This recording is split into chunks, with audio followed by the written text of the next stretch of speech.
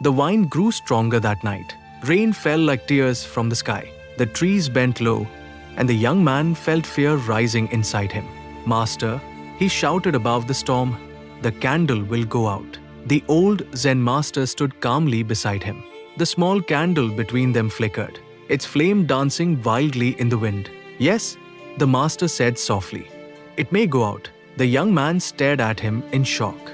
"But if it goes out, we will be in darkness." The master looked at him with kind eyes. "My son," he said gently, "darkness outside is not the real danger. The real danger is when the light inside you goes out." The young man became silent. The rain soaked his clothes.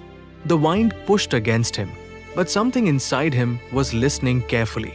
The master continued, "Life is like this storm. Problems will come. Pain will come. Loss will come.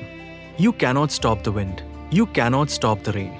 But you can protect your flame." The young man whispered, "How do I protect it?" The master cupped his hands around the candle. "First," he said, "you must believe the light is worth saving." The flame became steady again. In the Holy Bible, the master continued, "It is written, the light shines in the darkness, and the darkness has not overcome it." This does not belong to one religion. It belongs to every heart that chooses hope. The young man felt warmth in his chest. "Hope," the master said, "is a decision. Faith is a decision.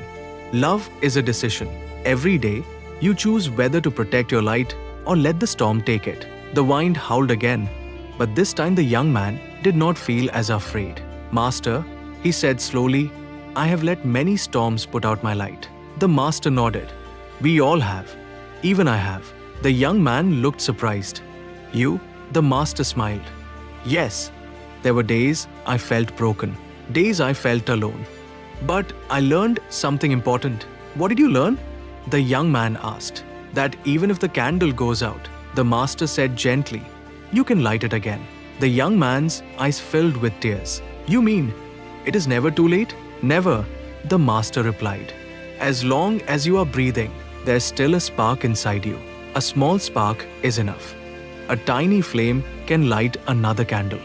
And another. And another." The storm slowly began to calm. The rain softened. The wind became a whisper.